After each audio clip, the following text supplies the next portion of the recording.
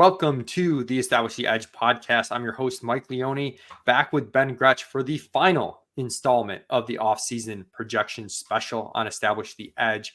Thanks again so much to Ben for doing this series with me. I always learn a ton. You can check out all his work at bengretch.substack.com and his podcast, Stealing Bananas with Sean Siegel.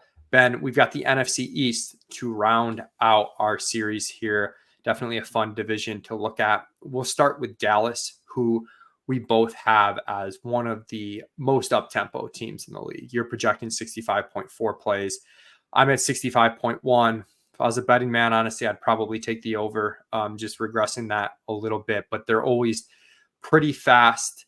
And yeah, I think one of the things I regret getting wrong most last year was a little bit of Dallas stuff, budding, kind of them moving on from Kellen Moore and having Schottenheimer as the play caller and just like, oh, they're going to be so run heavy. This can be totally different. And like building that in too much stung a little bit. We have them at about a 61% pass rate. They were much higher PROE second half of the season than the first half, which was a good sign, but they did kind of come back down to earth at the very end of the season. So I think plus PROE, but I don't think it's going to be crazy. That's that's how I see it. I mean, you never want to like pay too much attention to long-term trends for teams because like coaches change, personnel changes, all that. But this team has been top 8 in play volume. I just wrote several years in a row. I can't remember how many it is, but it's like 6 or something more years in a row. Like the whole Dak Prescott tenure, they've been really high in play. They've been first multiple times as well. You know what, these running backs, like the pass rate's going to be high. Maybe not massively high, but it's going to be at least somewhat high. I've got it as a slight positive, like you were saying. That keeps the play volume up. I mean, there's going to be volume. Yeah, it's also their time to snap has been fastest in the league 3 years in a row, which is something we found just makes it a little bit more stable, more predictable when it's like intent driven as well as results driven. The plays have been 67.8 3 seasons ago, 65.5 2 seasons ago, and 66 last season. So it's going to be up there. That's good news for Dak Prescott, who we both have eclipsing 4,500 yards, eclipsing 30 passing touchdowns, putting him around 330, 340 fantasy points. He's been one of my favorite values at quarterback early on. Sometimes tough to stack if you don't get CD out of the gate. And then, there's some options with Ferguson, but that's probably the only drawback to Dak. But I think he's, we've talked before, but like, I think he's undervalued to like relative to CJ Stroud. It's kind of like, I think straight up Dak might even be a little bit better because of the more assurance on volume. I'd still rank Stroud ahead on talent and talent around him, but it's probably closer than the market has it. Yeah, I think the Stroud case is like this is the Stroud season. He wins MVP. They blow up. He has 3 receivers going off. That's harder to see with Dak because, as we'll get to, the secondary passing weapons in this game, like there's opportunity here. And so obviously CeeDee Lamb's going to be a huge part of it, but you could also say like if CeeDee Lamb were to miss time, like things could get a little bit fragile in the passing game. The good news is not like they really have a lot of stability at running back, so they're going to lean on Dak. Like Dak's going to have to throw a lot. I'm with you. He is tough to stack because I don't love the individual profiles outside of Lamb. So I try to get him when I have Lamb. Like that's how I want my exposure to Dak. And I do want exposure to him. So if I have Lamb, it's like almost a priority to get Dak. Yeah, I completely agree. Those Lamb teams I have, I almost always get Dak. We have Dak ranked so far ahead of ADP. So it's like, this is where I have to get my Dak exposure. You talk about the running back situation. They bring back Zeke Elliott. They still have Rico Dowdle from last year and Deuce Vaughn. Really nothing else here for Dallas. They are a team that could pick someone up at some point. So you always want to be careful here. With that said, I do have this backfield that's like pretty underpriced collectively, just given the rush touchdown upside, like in a pretty good offense. They will target the backs at like an okay rate. You've got Zeke at 146 carries and 47 targets. We've got him at 163 carries, only 32 targets. We're probably light on targets if you look at, his reliability and pass protection and being in on those situations. For Rico Dowdle, You've got him carrying a little bit more of the base work, though, with 162 carries to our 140. We're both at about 35 targets there. The way it's played out for me is I've got Dowdle as the better pick at cost, which is cheaper than Zeke, but Zeke as like okay at cost. You're talking, double-digit rounds for both of these guys. And Zeke's advanced metrics, especially his missed tackles forced per touch, it came back a little bit last year after 2 really down years, but not near where his peak seasons were. His yards after contact per attempt were a career low. He's older. The peripherals aren't great. For Dowdle, I noted in my notes that his missed tackles forced per touch and yards after contact per attempt were better than anything Zeke's done since I think 2019 in either stat, and I think his missed tackles forced per touch might have been better than like even Zeke was doing in his prime. So he only had 89 carries, 17 receptions, 106 total touches. It's not a big sample for Dowdle. He's really, kind of a black box. We don't really know what he is or what the ceiling could be. Didn't get used a lot. His first couple of years was in the NFL in 2020, right? So this is like he's 26 years old. This is like his 5th season. I had some math there. And yet he's the guy that, what's clear is there's upside in this rushing room. I'm projecting him for a little more volume. I think the way you guys have it is how I would project it to start, but I guess I'm saying that Dowdle will look better and earn more of the base work as the season moves on and finish with more work as a result. But as you said, Dowdle's the type of player where, like, if they do sign somebody, I think Zeke will still have a role. Dowdle just goes to RB3, right? Like, I think Zeke then plays off that signing, and that signing probably gets a lot of work, whoever it is. So there's a big pie here in terms of this is an offense with a lot of plays and all these things that we were just talking about for running back points, a big pie for running back points. And yet it's like, these two guys seem like the ones that are definitely going to get big pieces of the pie, and I still don't know how to project it out or whether to target a ton of them. I do take Dowdle more than Zeke, though. Yeah, and it's concerning because they aren't talent bets, and if they bring someone in and you're counting on this volume, it's going to be a problem. At the same time, it does feel like decently priced in to their current costs. Let's go to wide receiver. And I think CeeDee Lamb. Just to that point, the closer we get to week 1, the more it's priced in, and I don't think their prices are like trickling up. But as we get into August here, like, I'm taking them in best ball more and more and more because they haven't signed anyone yet. Yeah, it'll be interesting. Like, someone from Denver is going to get cut, right? Like, does P. Ryan end up there or something, like things like that? Going to CeeDee Lamb, you've got him at 183 targets. We have him at 160. Just us running a little bit more conservatively, as you had noted on the last episode when looking at Lamb versus Tyreek. One of the edges Lamb has is the sheer amount of routes he's going to run, which has to do with the tempo of this team, the pass rate being slightly positive, and just absolutely no competition for targets for Lamb. Yeah, and the yards per route run is improved every year. So last year he ran, and as the routes have improved, which is a really unique thing. This guy's a superstar. So every year the routes have gone up. Last year he ran 629, and he was at a career high 2.78 yards per route run. His yards per target has been strong every year, but has tended to trickle up, and his targets per route have really improved every year of his career. And in these last couple of years, 28.5% last year is a truly elite number when you're running 600 plus routes. So this is a guy who is an absolute superstar in his prime. His depth adjusted racer, a stat that I mentioned, working backward, 0.21, 0.19, 0.19, 0.13. People probably don't have a lot of reference point on that, but those are all extremely strong numbers. If you've heard me reference that number at all, anything over 0.1 is good. He's been up around 0.2 3 years in a row. He's a superstar, and he's going to run a ton of routes. And like you said, there's not much competition. It's almost just like, what can he do to top what he's been doing? He just continues to get better every year. I don't know how he can get better from last year, though. It's such a dominant profile. Yeah, he is the offense, and he plays with such an efficient quarterback, and it feels like a pretty safe pick aside from injury for CeeDee Lamb. Going to wide receiver 2, you've got Cooks at 89 targets. We've got Brandon Cooks at 77 targets, both around 120 half PPR points, 150 full PPR points.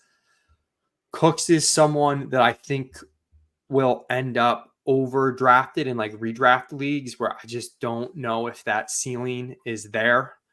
He's going to have better projectable volume than the guys that go around him. In best ball, I think he's fine, especially if I have Dak and I want to make the stacks just with another guy. He's at wide receiver 56, 57 ish. I'm fine.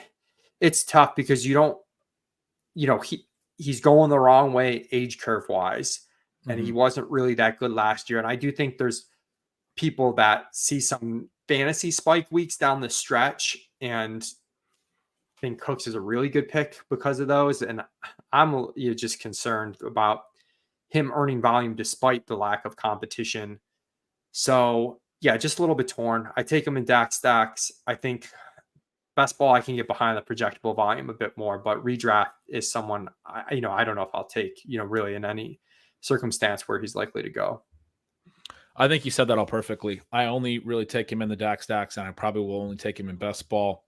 At the same time, I could totally see him being a small win player, right? Because there's a lot of opportunity here. Last year's 15.5% targets per out run for him he did have a low season in 2019 as well, but it was close to a career low. The 3 years prior, he was over 20%. So a 5 percentage point drop off, even just from 2022. When you talk about that age curve stuff, it looks like it's there in the data. But he scored a lot of touchdowns, and that kind of masked it a little bit. And I think it's part of what's elevating his ADP a little bit. The big thing about this passing game, including Cooks, is like people talk about like this year's Puka Nacua. And I think one of the big takeaways I had early in the offseason when I was starting to look at this team is it sets up like what happened with Puka Nacua last year was situation based as well, right? It was an offense that had one star receiver and very little target earning beyond that. Van Jefferson often talked about as a wide receiver too. He eventually was moved in season last year. There was room for, if Cooper Kupp wasn't in the lineup, especially for somebody to come out of nowhere and get a ton of targets. This is how the Cowboys kind of set up to me, where Cooks is a fragile play as a wide receiver too. If Lamb were to miss time, like I'm not saying a rookie's going to come out of nowhere, but if you're going to try to project this year's Puka Nacua type of a thing, there's opportunity in this game, in this pass game, in part because Cooks doesn't look like a number 2 that can really live up to that billing.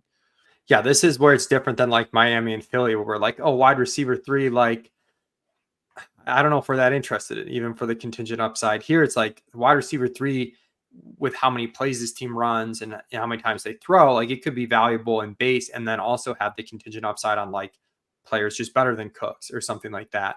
The issue is like, who is it? So I've been taking a lot of Tolbert in the final round.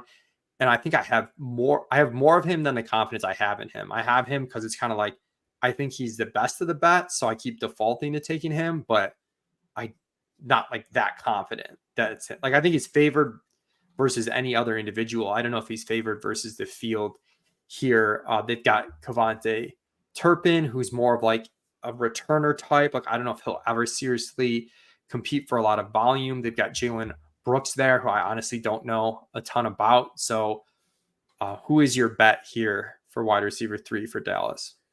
I dug into Jalen Brooks' profile a little bit and wasn't really satisfied. Turpin's more of a special teamer, but I could has done some bit stuff, and I could see his package expanding a little bit, maybe not enough, right? The guy that was deeper than Tolbert that I was a little intrigued by was Ryan Flournoy, who's a small school guy, but has some athleticism, and they kind of overdrafted him, and they might really like him. I don't think he's like the skill set of like a Puka Nacua, to be clear. Puka Nacua's college data showed this really strong targets per out run profile, and that's what he came in and did. Flournoy looks like more of an efficiency play, not like this massive target earning play or anything. But if he could crack into the rotation, he could be meaningful. He might not make the team. But right before we recorded this as well, Leone, Clarence Hill, beat reporter for the Cowboys, just tweeted that I'm trying to find the tweet. I don't know where it went, but that that Jalen Tolbert's breakout is real, and he's been making plays. Looks like he's tweeted a few times. So maybe the last thing I need is more Jalen Tolbert in my portfolio. You're not helping because I do end up with like a lot of Dak single stacks. Like I get CD or I get Ferguson or I get a lot of Philly stuff. And in best ball, if you're playing like the big tournaments, you want the week 17 bringbacks, which is Philly Dallas game. So I have more Tolbert than for correlation purposes. And So it might just stick now if you're going to. Yeah, I found the tweet. It was actually from yesterday. I'm late on it, but it says Cowboys wide receiver Jalen Tolbert progress and development in his third year is real. Makes plays every day. Dak Prescott trusts him.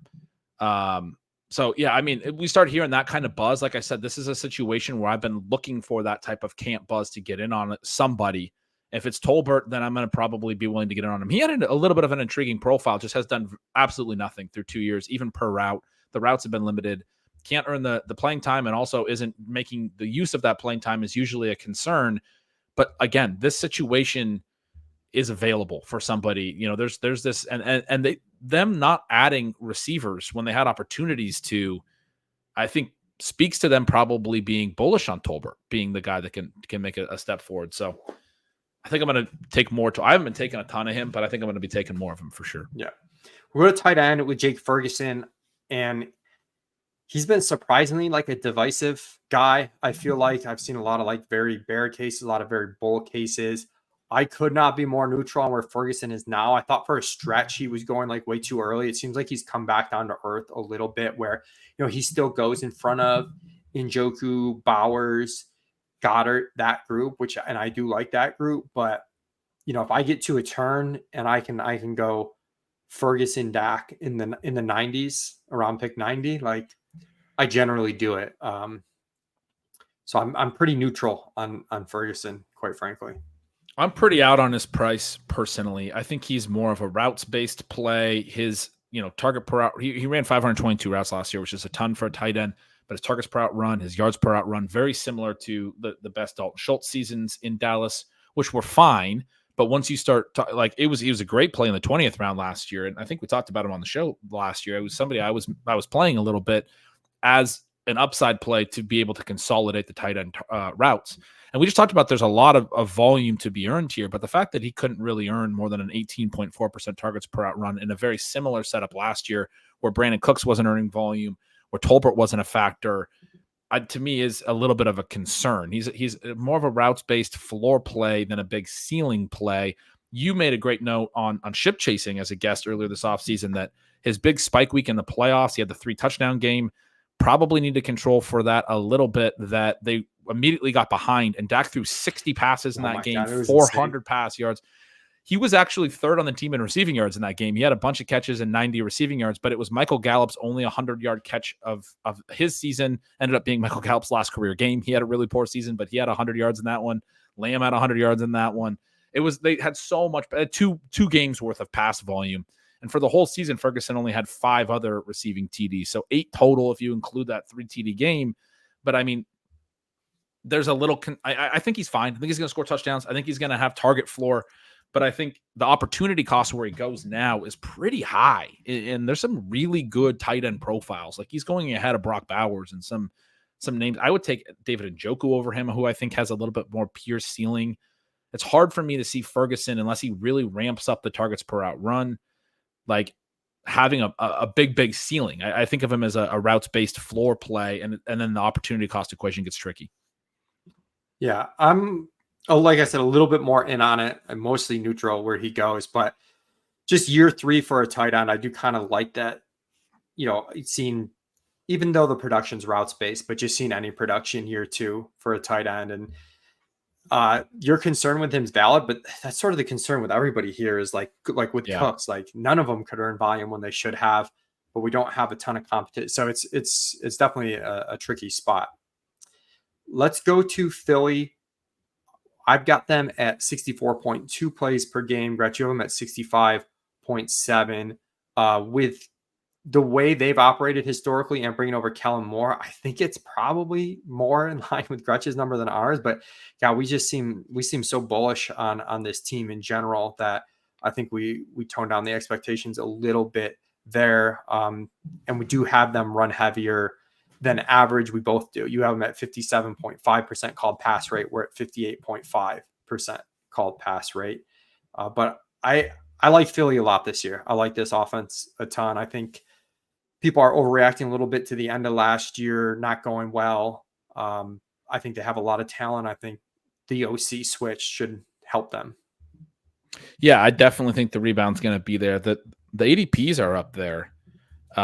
as well. And we'll talk through the individual profiles, but as I went through to hit Hurts's high QB ADP, and then AJ Brown's high ADP and Saquon's high ADP and Devonta Smith's high ADP is kind of tough, even when you put a lot of play volume into it.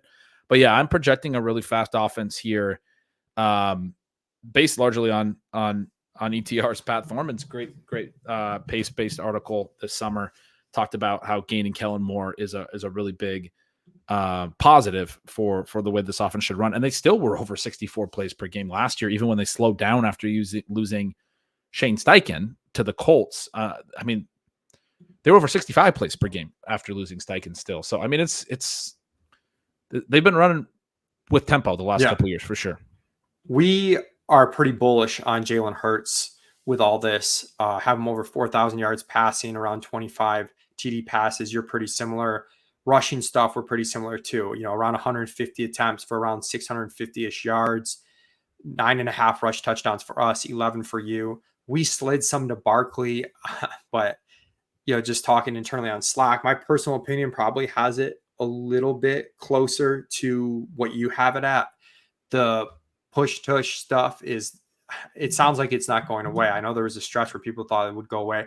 I don't see any reason it would go away. It was such an effective play. I know there's some people are thinking that it's like tied to Jason Kelsey, who has retired, but there's other teams that operate this with centers that aren't Jason Kelsey as well to success, and Hurts is so good at it, and the whole line's good at it. So I think he's pretty close to Allen, honestly, and he's the elite quarterback prices, at least in best ball on Underdog, are a little bit better than in the past. So I do have a good bit of Jalen Hurts when I can get him stacked with AJ Brown or Devonta Smith, or even if he goes to the 4-5 turn, I'll even take him without one of those guys at times. I was going to ask when we talked about Josh Allen on the last episode, who you have QB1, because I came out with Allen a little bit better, but I have a strong Hurts projection as well. Yeah, I think we have Hurts projected a little bit better, honestly. And part of that is scaling back the pass rate stuff we talked about on the NFC East stuff for Buffalo, where Allen's still safe. He's still got a huge ceiling, but it does impact his projection a little bit if you're projecting a team that's been plus PROE for several seasons to be more neutral. And then that result gets us to Hurts, who's just the rushing touchdown stuff year after year. And I think a bit more passing upside than people realize with, the two pass catchers that have first 2.5 round ADPs as well. Yep. That makes sense. I when I did this projection and just projected out all the players first, and then I go back and I look at where my numbers are, I came out way too high on overall team TD rate relative to market. And so I had to come back and lower some stuff. It was really the rush TDs because I had Saquon at a pretty high number, and trying to dial that Hurts Saquon rush TD mix is certainly tough. As you mentioned, that's where I got to the point where I made this note that I don't know how all the ADPs hit, honestly. And as we go to the running backs, like Saquon for me is the one where I was like, he's really tough for him to hit if Jalen Hurts is still getting rush TDs and hitting as an elite QB as well. Because there's also passing and there's pass TDs, and AJ Brown has to hit his ADP, and it's not just all rushing TDs in this offense. But yeah, I guess the one last note on Hurts for me is I have here is that his yards per carry is a little bit lower than the other elite QBs because of QB sneaks, and so his rushing yards projection isn't quite as high. Yeah, I'm definitely on this team. We'll go to running back. But talk through the team as a whole. Like Barkley's the guy I'm definitely most out on. I don't have a ton of Barkley. There's some situations in best ball where he falls, where I take him in redraft. He's going to go even earlier, and I think he's even worse of a pick. Probably not going to have a lot of Barkley. I think that you've got him at 250 carries. We're at 229. He's in an offense that will use other backs at a times. I think it's going to be pretty heavy Barkley, but still, like, Kenny Gainwell might play some annoying passing downs. They don't throw to the backs a ton, and the Hurts stuff by the goal line. So I definitely think Barkley goes a little bit too early. So that's where I get like heavily into the passing game side of things. And I do think there's a chance for like Hurts, AJ Brown, Devonta, and as we get to tight end, Dallas Goedert to really be like those are the guys that you want this year, and this offense could really hit in a pretty big way. I agree with all that. Just some supporting stuff. Saquon's peripherals and missed tackles, forced yards after contact stuff that I like to mention. They've been bad for a couple years versus his peak since that 2020 injury. He's never really gotten back to generating the missed tackles and yards after contact that he was prior. In addition to the hurt stuff, with the pass rate that you mentioned, the running backs don't get a lot of targets. Last year, DeAndre Swift came over and had a long history of really high targets per out run in the Lions offense in a way that made him look like a guy who adds as a running back, who most running backs are just getting checkdowns, but like he's a weapon in the pass game. And they're talking about throwing to him. He had 49 targets last year. He didn't rack up a massive amount or anything. Gainwell was 37. Scott and Penny had 7 more. That's a low total number of targets. In addition to that, they added Will Shipley, who for me pre-draft was a running back I really loved from his college profile, from a receiving profile perspective. I'm actually pretty bummed that he landed here because I would be all in on Shipley as his rookie running back in places where I thought that his receiving could be really meaningful in PPR leagues. But having both Shipley and Gainwell, who again had 37 targets last year, as backups has to hurt Saquon's target share some. Like they've always rotated a little. He's not going to play every passing down.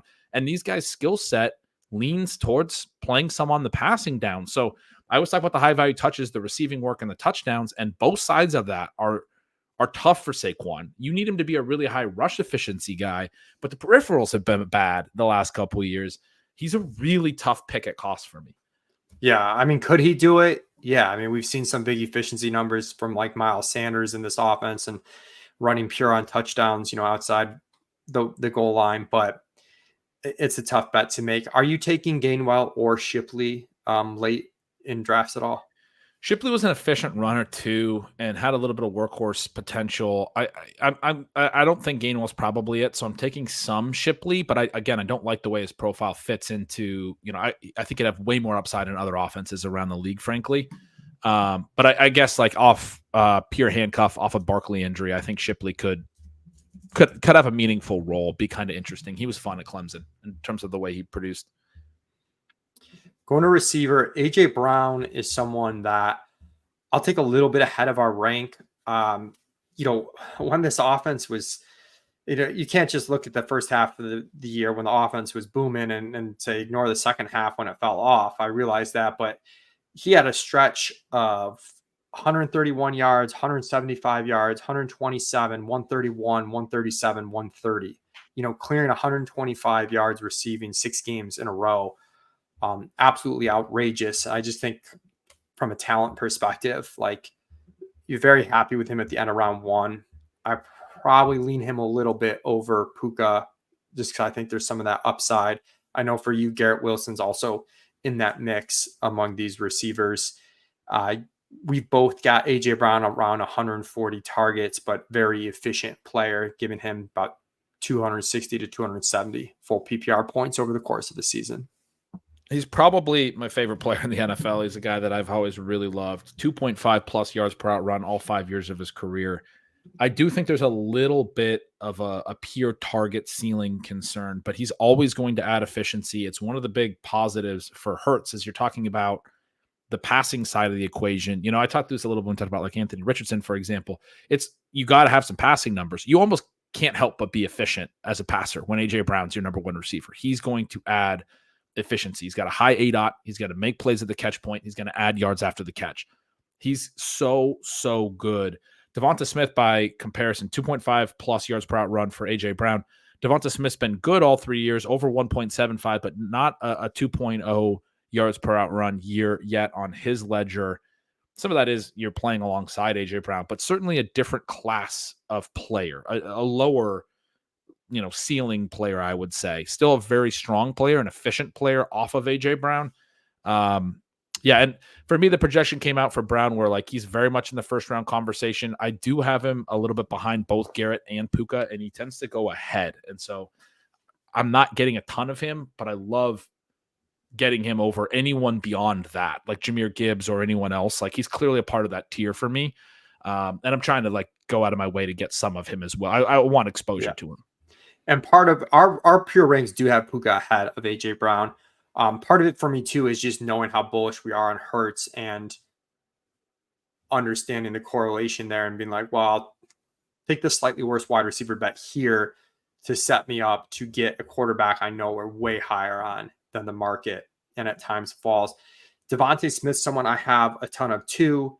And early in the offseason, his price was egregious. And we were like so far ahead of ADP, we had to like keep double checking stuff. The ADP has moved towards us where he's like a 2-3 turn pick now, which I think is about accurate. Still take him there, but some of the profit potential for him is a little bit gone versus when he was going at like the 3-4 turn. And there was this drop off after this like kind of flat tier of receivers. So positionally on Underdog, for example, right now we've got him wide receiver 18. The ADP is wide receiver 18. We're ahead of the overall ADP because we're not taking Barkley and some of these running backs, but that's where we have him. It's exactly how I see it. Yeah, I want to play him like even to the field at this higher cost.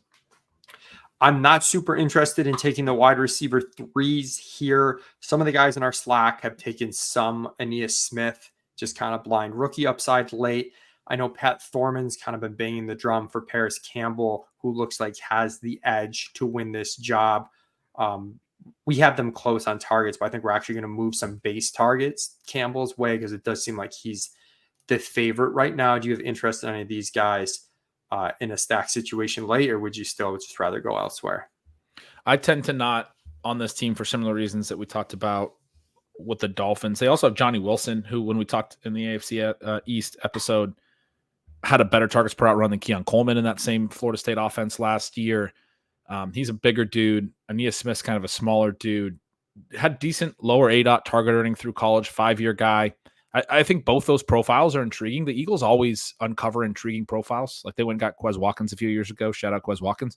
So like I think they know what they're looking for analytically at the receiver position, and you can always kind of make bets on their ancillary pieces being pretty interesting. But with both of them there and Campbell there, I'm just having kind of a hard time figuring out who would have the real. And then like it's concentrated to the studs, right? I'm kind of having a hard time figuring out who would be the real upside plays, and so I haven't been playing a lot of them. Yeah, I'm with you. We're pretty high on Dallas Goedert. You've got him at 92 targets. We're like right there with that. Tight end premium scoring, we have him a little bit more efficient. So about 200 tight end premium points. You're at 187.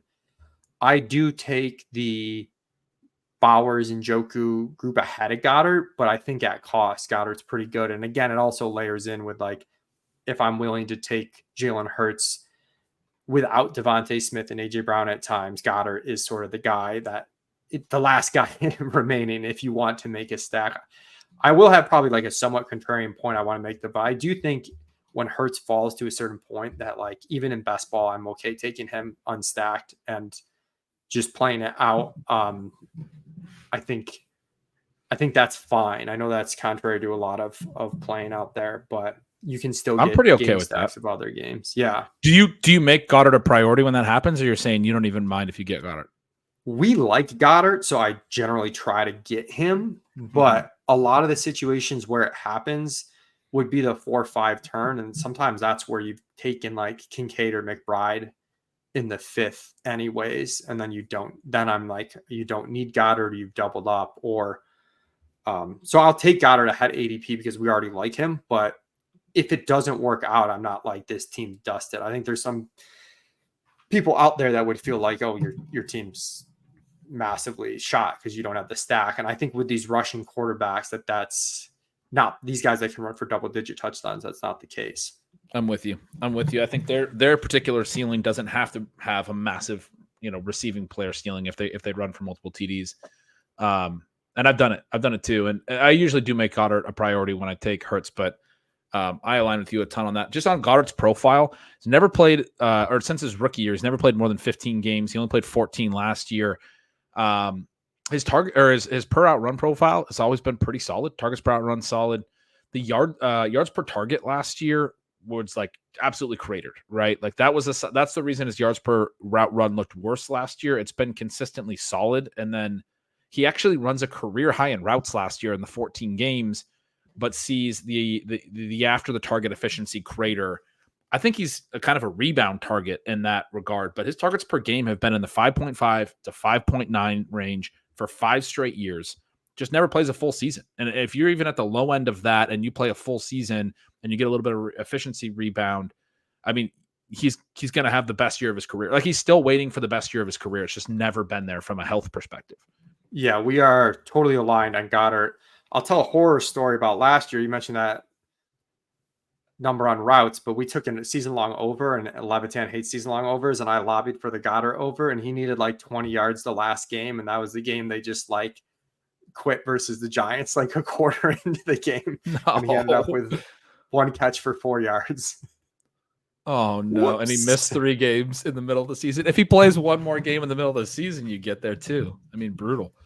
Yeah, that's, that's part of the risk you take, of course, with the with the overs, but that was a funny one. Let's go to Washington, and plays perspective. We're both just over 64 plays per game and about a 60.5% called pass rate. So we're really similar in play calling. I know Thorman really lobbied for us to have them as an up-tempo team. I tried to balance that with like rookie quarterback, not a high pass rate. How aggressive we want to get on the play calling? So we wound up here. Nice to see that you wound up at a similar figure. Same logic too. Kingsbury's Arizona offense is typically at 65 plus plays per game. We're at 64.1 and 64.2. I did the same thing you did, right? And I even read, Thorman's notes in part to get there. But you have a rookie QB, so you're kind of pulling back a little bit off that, and you're like, okay, well, above average, but not crazy.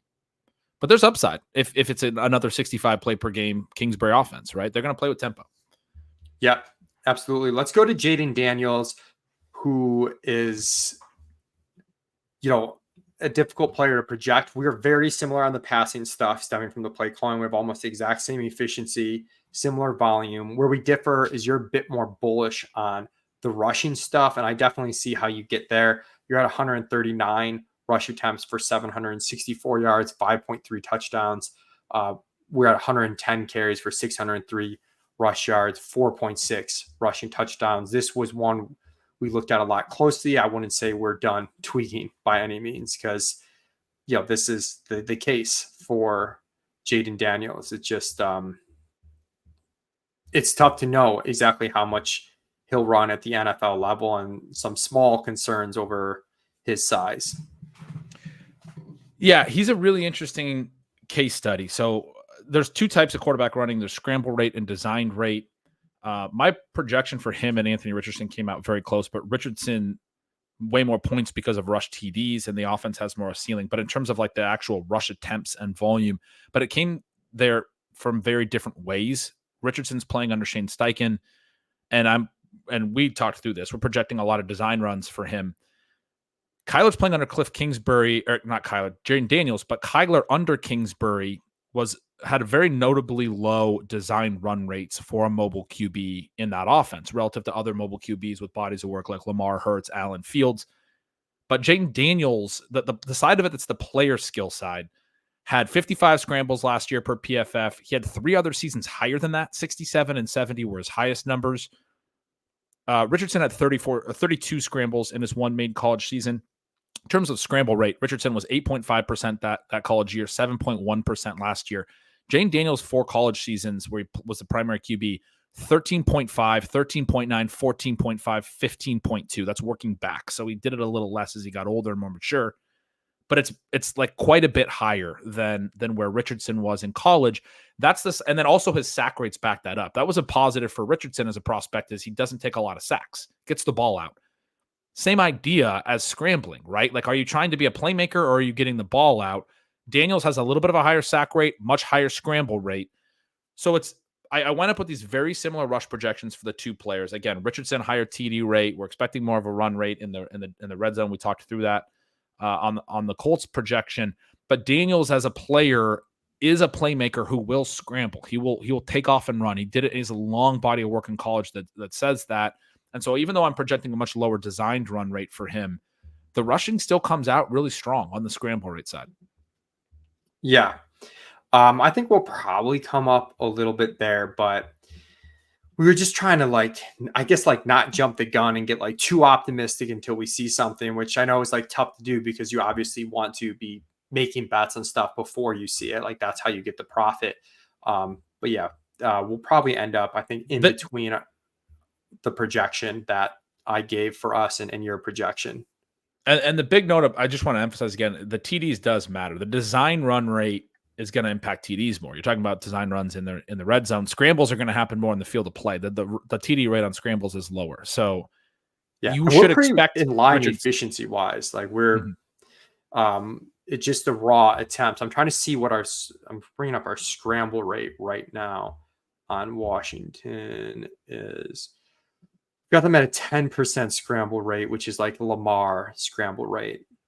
So not Fields would be a guy who was like a decent bit higher. I have him at 11%. Design runs at 10%. I think he could be even higher than that. I just read off, obviously through college was 13+% of dropbacks at times. So yeah, I think there's some real meaningful rushing upside in Daniel's profile is where I'm getting at. He's one of my highest drafted quarterbacks. I'm pretty into the way that his rushing could play out at his ADP. I know people are concerned about the injury stuff.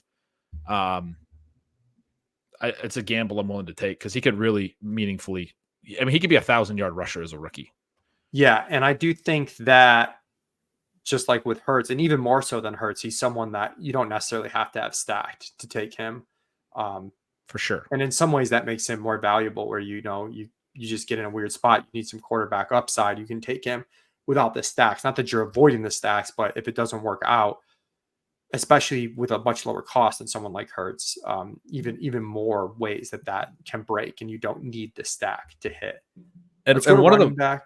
Oh, sorry. Go ahead. One of the last really minor things I want to say, and I kind of already said it, but again, when I emphasize that scramble rate, like that's about the way that Daniels plays, right? The design run rate, which I'm putting pretty low for him, is about play calling. That can change, right? And Richardson's, we could be assuming too high. The Daniels side, you're like, this is like the profile of a guy who's going to be a big time runner his whole career because it's how he plays the quarterback position. It's like Fields, like you said, the scramble rate's going to be very high whenever Fields is on the field because he holds the ball. Let's go to running back. We both have Brian Robinson around 180 carries, about 140 half PPR fantasy points, only about 30 targets for him. I don't have strong takes on Robinson. I know our data team looked into some of the rush efficiency with a mobile quarterback stuff and definitely want to take a second closer look because we kind of took a cursory look, but we found that it mattered, but not like a ton. So I don't have any hot takes on Brian Robinson right now. That's interesting. I'd be really curious on the parameters of that and the bigger sample because I'm projecting the receiving volume pretty low here. Again, because Daniels holds the ball. It's the type of mobile quarterbacks that take a lot of sacks and scramble at a high rate that don't get to the dump offs, right? And that's where I tend to feel like the running back. Yeah, ours was the rush efficient. We did look at that too. I don't remember the results of that one I got, but the rush efficiency was the one we looked like the bump in rush efficiency. We didn't see a ton. The target rate stuff, I do think there was a little bit more signal too, but I need to double check that. So the mobile QBs with the target rate, the idea is like they don't get all the way through their progression to a dump off. They get their downfield progressions and then run or end up taking a sack. They go to playmaking. Which makes sense. That's their skill set. That's the way they play the position. That's the way they've always played the position. And it's not that all running back targets are dump offs, but it is a meaningful percent of running back volume comes late in the progression, third, fourth. You read it out downfield, you dump off. The immobile QBs, you think about like Phillip Rivers and Drew Brees and Tom Brady. These guys had massive running back target rates and were great for running back receptions. Those guys were good at reading downfield quickly and then knowing they needed to get the ball to their check down, and they would get there quick. A lot of the mobile QBs don't tend to get there on those plays. They tend to scramble. Let's go to so as far as Robinson's concerned, like I don't know. I take him at ADP. I don't feel strongly. He's in a range where if I've gone like a 0 RB build, he's there and I'm fine taking him, but I'm not particularly aggressive. I don't know if that's where you're at. That's about where I'm at. I'm underweight on him. I think he's a better play in half PPR and underdog. But I also think there's like a limited ceiling with the way that Daniels is just going to have so many plays that don't leave his hand, right? The sacks, the scrambles, all that stuff. It hurts the running backs overall. And then on Eckler, as we move to him, like dude led the NFL in touchdowns two of the last 3 years, both of 2021 and 2022. And then he has a banged up season last year, and we're all confident that he's completely dust. And I'm not sure I'm completely there. At the same time, I think you have to get two things right. He has to rebound at a late stage of his career, and I do think he could, man. Like, this is a workout warrior, not the kind of guy I want to bet against, but you have to get that side of it right, and you have to get more receiving volume than I'm projecting, because that's a big part of his specific way of scoring is through the passing game, and I'm very concerned about the targets. So even though I do think Eckler could rebound and have a nice year, I don't know that it scores in a way for fantasy that makes me excited to go get him. So both of these guys, I've kind of, like, I think he could hurt Robinson enough that I'm underweight on both. I've been kind of shying away from the backfield. Yeah, I'm there. Eckler started to drop, or I ended up getting him more as like the last of a tier, but definitely don't feel great about it. I think we'll probably come down on his rush attempts some and get Jaden's rush attempts up a little based on that conversation. Right now, as we're recording this, we're at 161 for Eckler. You're at 128. So we'll probably meet in the middle there and shift those carries to Daniels. We do have him a little bit higher on targets at 58. And you're at 42, and that's just a tough projection to make between Eckler's history of having huge target shares, but then some of the stuff you mentioned about the mobile quarterbacks not targeting the running back as much because those plays end in sacks or scrambles more frequently. There isn't much behind these guys. There's Chris Rodriguez, who played a little bit last year, but didn't do a whole bunch. The wide receiver stuff, you've got 130 targets for McLaurin. We're at 112. So that's one of our bigger discrepancies.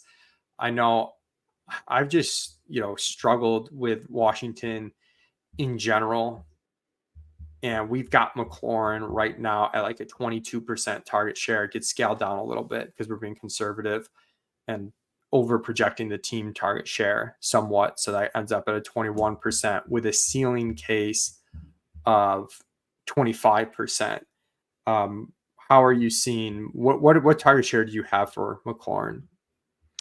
I've got him at 24.5%, which would be a bump. And part of that is the Daniels thing. It's the RPO research that I did last year that I've referenced before. And I don't know that Kingsbury does a ton of RPOs, but I think there might be the potential for a little bit more of that. But also just like the idea that these mobile QBs are not going deep through their progressions, or they're going to tend to be like first read and then scramble in some cases, especially young in their careers. I'm not sure that's exactly how Daniels will play out because people are actually really high on his passing ability and his processing ability and all of that. But I think, Jahan Dotson had a really rough second season. We'll talk about him in a sec, but I don't think there's a ton of target competition here. And I think, McLaurin as the first read could just get a lot of volume. And kind of like the way that DJ Moore did with Fields last year, where it's like it was either DJ Moore or no one getting the target. It felt like it's going to be a scramble or a sack or something.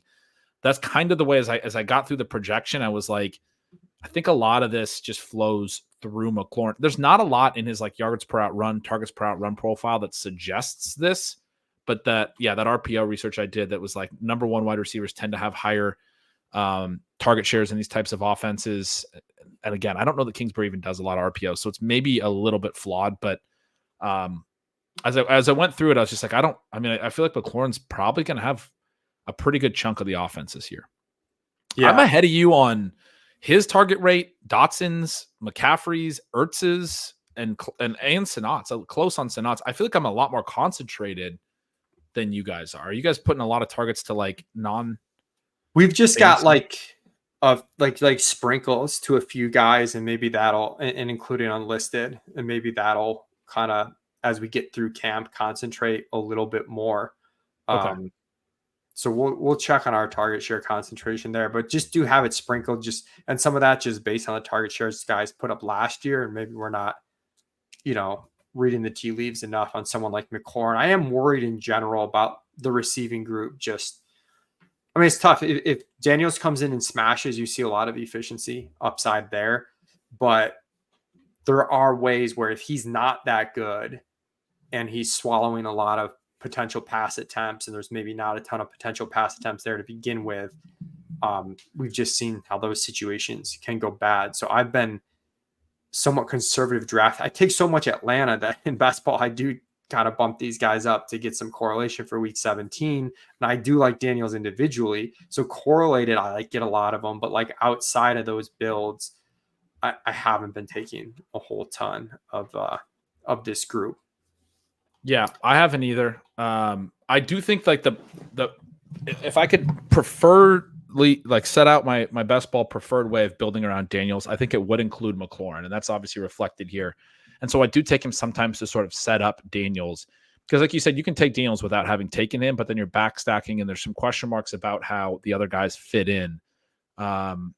Luke McCaffrey would be my favorite way to do that if I was. Jahan Dotson is the one where, as a rookie, had good yards per target, which was positive and scored a lot of touchdowns, but not like a little bit of questionable target earning on the targets per out run side. And then in year two, instead of the efficiency from his rookie year, often with rookie receivers, we often see that lead to more volume. And that was a reason I was on him last year was even the touchdowns, all that stuff tends to be like fantasy point efficiency as a rookie receiver leads to more targets in year two. That's great Blair Andrews work from RotoViz that he's shown over the years. That was a positive in Dotson's favor last year. Instead, he lost 2.5 points on his targets per out run, and he lost the efficiency. The yards per target absolutely cratered. He fell to a 0.82 yards per route run. And now you go back to that rookie year and you go, well, now I'm actually concerned about the fact that he didn't earn much volume in the rookie year. We have 1,000 routes over the first two seasons, and this dude's targets per out run is not good. His yards per target is now, when you bring in both years, not good. And this is a guy who coming out of college had a questionable profile. It was okay, but late career production when he was older, and a lot of people in the dynasty circles didn't like him as a first round pick. He was like sliding in rookie drafts relative to his draft capital a couple of years ago. He's a guy that, as far as like a year three receiver goes, I think you can make a stronger case to like bet on like a Treylon Burks is the example I've made, who doesn't even get drafted. And largely because we don't know he's going to run routes. Like Dotson's going to run routes in this offense, but Dotson goes a lot higher than I think his profile suggests. There's just not a lot here that says this guy in a low volume rushing quarterback offense is going to have a third year breakout. It's concerning actually. And they've added around him. They've added Luke McCaffrey on day 2. They've added Ben Sinnott on day 2. They bring in Zach Ertz. So I'm pretty out on Dotson. He's the one I don't take. Yeah. I will take some McCaffrey late. I've been taking some Dotson, but not feeling great about it. With McLaurin, the tough, just circling back on him, just looking at underdog ranks, we've got some of the, the KC guys, Godwin, Keenan Allen, a little bit ahead of him, all at cheaper costs is the reason I don't end up with a lot of McLaurin. I've taken McCaffrey late. I've just really been trying to just systematically take a lot of these really cheap rookie wide receivers, especially the ones that have, a somewhat clean path to playing time. And McCaffrey does have a fairly clean path to wide receiver 3, assuming, he can earn it, but there's not like someone that's clearly blocking him. Really good at athleticism. Like he's basically a clone for Christian McCaffrey, his brother. Great agility, which is like the most important trait for a slot receiver. Played QB early in his college career, so the production is late, but earned targets at a high rate at a lower level in his final couple years in college and was reasonably efficient at that. I think he can be a meaningful, like ball in hand, low ADOT, and then like yak ability type of player. I think they'll do some, the horizontal raid right in this offense. They'll do some stuff with him where they give him some handoffs. They might even let him throw a little bit. I think some of those wide receiver quick hits that we see in bubble screens that like you might hope Dotson gets some cheap catches on, that should probably go to McCaffrey, right? And so he's an intriguing player on that. Like, some of the play action quick hit out to the outside, I'm going to expect that to go to McCaffrey for the most part. So yeah, he's a fun late round bet. I'm with you. I'm taking some of him in all builds, frankly, because I do think, just like you said, the rookie upside, I think he could be a meaningful player long term for them.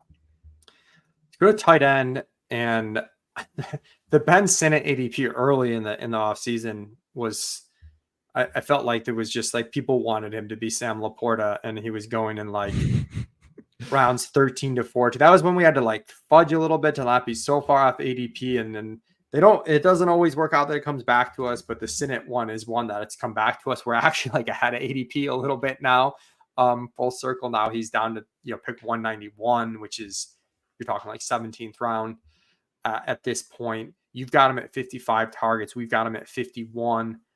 Pretty similar projections here. We don't have as much for Ertz, and you've got him kind of splitting time with Sinnott at 58. We're at 33. I think that's one where we have too much probably going to unlisted that we need to come up on. Just some hesitation to give Ertz a lot of work, but the early indications are that he'll, at least to start the year, be the more traditional, tight end here. Right. And I mean, as I was talking about, like, McLaurin's not your traditional alpha earner, and I'm concerned about some of the other stuff. There's downfield targets to go around. Ertz, Cliff Kingsbury brought him into Arizona when he was there, and then immediately gave him a lot of volume and used him all throughout, used him over Trey McBride and Trey McBride's rookie year. Liked what veteran presence he gave him in the offense. And then when they signed him, they cut Logan Thomas like the same day. And it was this indication, this is before they had drafted Sinnott, but it was this indication that, like, to me, that he was going to be the starting tight end, right? Like, we're bringing him in, we're cutting our old starting tight end. Ertz is going to be this guy. They take the rookie QB, and they're going to think that he provides this veteran outlet for the rookie QB. It's a part of the Cliff Kingsbury offense. Kingsbury knows Ertz, and Ertz knows the system. I think he's going to play more than he should. I'm not drafting him, but he's probably going to catch a decent number of passes. And they're talking about Sinnott as like the fullback, H-back, like move tight end off of that, which is like, I'm getting Trey McBride rookie season, concerns all over again. I still like him in Dynasty, but I'm like, he's going to, like, until Ertz gets banged up, or like, Ertz wasn't good in Arizona. His efficiency the last few years has been bad. He earns targets, but it's like really low, like 4 or 5 yards per target, catches some like 5-yard curls, and that's about it. He can barely move around the field. But they like that as part of the offense, I guess. And so it's almost like he can't play bad enough to lose the work if the read is right. That's the way I was reading it early offseason. And then that's what the reports are kind of saying. So maybe some confirmation bias, but I'm projecting him for more targets than Sinnott. If I take either of them, it's Sinnott as like a, just an upside play. He has an intriguing profile. Let's go to the Giants. We both have them under a shade under 63 plays per game, so a little bit below average. You've got them at 60% called pass rate. I've got them at a 61% called pass rate. A lot of the data last year isn't great on the Giants, just given how much of a disaster it was. They've had a couple of just weird years under Dayball with like wide receivers getting hurt, or last year with the quarterback situation. But at the end of the day, we're pretty similar in terms of the overall play calling. In terms of Daniel Jones, I know our Slack's pretty concerned that this is a guy that might not finish out the year as the starter, just with some of the injury stuff that he has and some of the contract stuff there.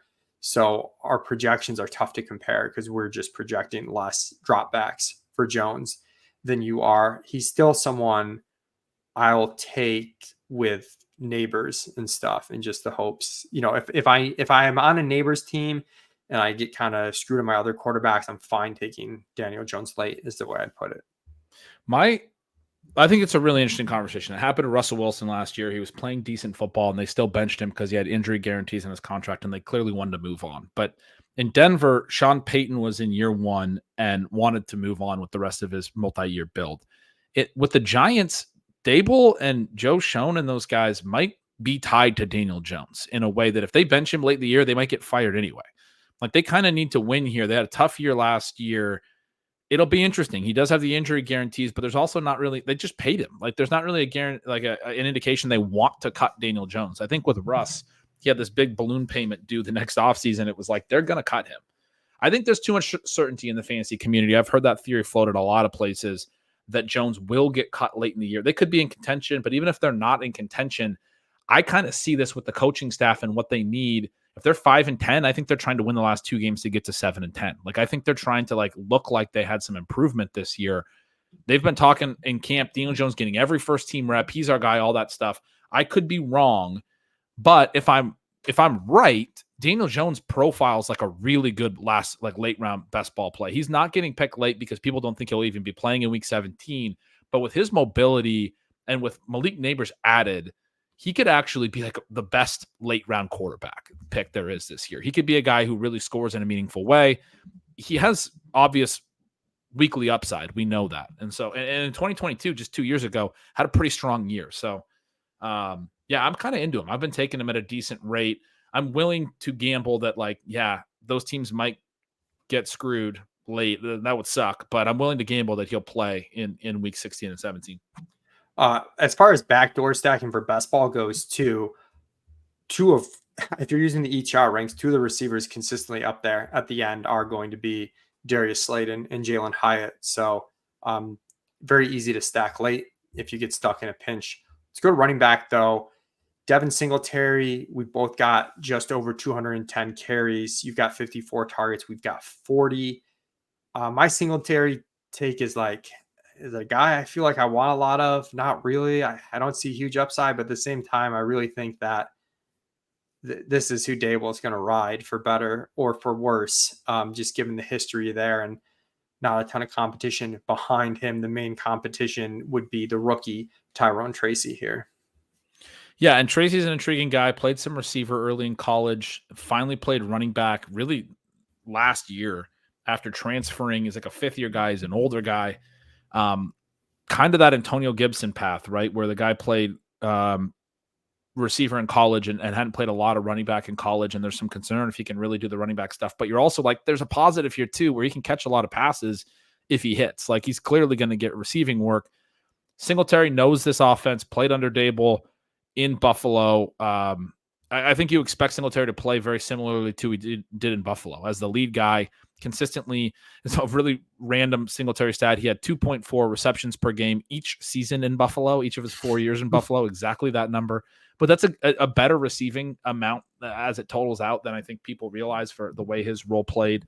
Because you always thought of like Zach Moss getting the receiving work and stuff in that offense. I think Singletary is like a small, it's probably not even a small miss player. It's probably a small win, small hit player is what it feels right? Like, yeah. Like there's not a ceiling, but he's gonna outperform ADP volume wise, and I take him in best ball for that reason, because you've talked to me about this. These guys that are getting volume in best ball are nice to have in your build.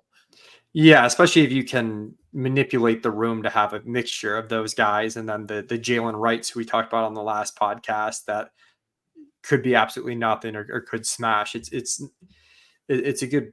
I think that balanced portfolio works out, especially with the score distributions. You see that at the end of this season. We have some concerns that this is one of those rookie situations where like Eric Gray is actually the RB2 over Tyrone Tracy. The good thing with Tracy is, for whatever reason, his price seems to have like really dropped compared to some of the rookie running backs where like at this point, he's just a late round pick. And at that point, I'm kind of fine taking stabs on some of these rookies, even if they might be zeros. So I do like Tracy there compared to, there are some other rookies in spots that maybe have more upside, like Kamani Vidal, but they're getting drafted like 3 rounds earlier. So it's a different cost equation. Yeah, when we're talking about Dallas, we're talking about, this year's Puka. If something were to happen to Lamb, it could set up the same way. This is this year's Kyron type of backfield. They wouldn't have the same upside because of the way the Rams use running backs and really create a lot of production for running backs. But it's a clear room for a number 2 to emerge out of nowhere. It could be like, I don't know a lot about these depth names. If it's not Tracy, though, and there's been some FUD on Tracy, I don't think it's Eric Gray. He ran a slower than 4.6 40 time, which is typically not good enough NFL athleticism. The college profile looks kind of like a plotter that was good in college and probably isn't an NFL talent. The NFL sample so far kind of backs that up. I don't think he's their quote earlier this offseason was like, we'd love for Eric Gray to develop into that number 2. And it's like, yeah, I mean, we'd all love for a lot of things, but he's not that player. Like, he's not going to develop into that. At least in my opinion. I'm pretty out on Gray as the guy who's going to win here relative to, I've heard like, oh, he's going to be the guy from some people. He's the handcuff. And even like what do you get when you're right? Like, if he's your answer, then you're probably not getting a lot is kind of my concern. So yeah, the Gray thing for me is more just like he messes up Tracy than it is. Yeah, I want Gray. At wide receiver, Malik Neighbors is one of my highest exposure players early on, especially on like non-underdog. Underdog, he goes a little bit earlier, but I think he's better for the full PPR sites anyways, like DraftKings, FFPC, and he actually goes a little bit later there. You've got him at 133 targets. We've got him at 116, but I know like our ceiling case for him is like quite a bit higher where he could just get totally spammed. And I think Dable Dimes could be like good enough to support this offense and support a receiver and such an elite prospect. So I'm pretty in on Neighbors. I mean, I love the way you put that, the ceiling stuff and the potential to get spammed. Like when we did the Marvin Harrison conversation, I was worried about the ways that rookies can hit in volume in their rookie year. And part of that's because I'm really high on McBride, but some of the, the secondary pieces in Arizona are intriguing profiles as well. You look at this passing game, and there's some other intriguing names, but like when I did this projection, I was like, I could project Neighbors for so much volume out of the gate. I just didn't feel that way with Harrison in the same way. Like I think if Wan'Dale Robinson hits, if Darius Slayton has had some interesting usage, those guys look like secondary pieces. There's no tight end. There's no McBride presence, right? And so when I compare those two, and Neighbors is this great profile, like it's like it has to go through Neighbors. You don't have a functioning passing game otherwise. We've seen that the last couple of years, right? Yeah. And really, Wan'Dale's the only one that I would consider like a target earner of the rest. Like Slayton and Hyatt, you almost want them to hit and help the offense, but they're not going to take big volume away. You're hoping they're out there to stretch the field. Curious your thoughts on Wan'Dale. He's someone, our projection 74 targets is definitely on the conservative end. I think there's part of that is like with him projecting safe targets, he goes like, we haven't projected so far. I had an ADP that we, maybe we were a little conservative, I guess, on this front. You've got him at 91 targets. I think more than 90 is like the base expectation. I guess the question with Wan'Dale is always like, what's the upside here? I know for Davis Maddock, the upside is that he's going to get 40 plus carries in this offense. But for the rest of us, how do you view Wan'Dale in terms of like, I guess, fantasy application more so than just like the projection work we're doing here? Yeah, I mean, it's a great question. He had 400 routes last year, but it was a really non-functional offense. Everyone had pretty poor numbers. I'm not just throwing it out, but he looked better in his really small rookie sample. 129 routes, had over 20% targets per route. The ADOT has been low, but I go back to his college stuff. He only ran 182 routes as a true freshman, but he had 32% targets per route run right out of the gate at a really low ADOT.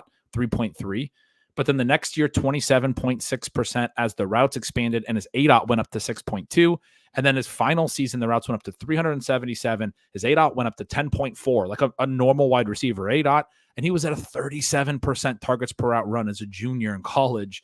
And then he goes pro, and you're like, this is a really elite target earning profile. Some of it is the manufactured touches, but like they wanted to get the ball in his hands, which tends to show good on all prospects like that.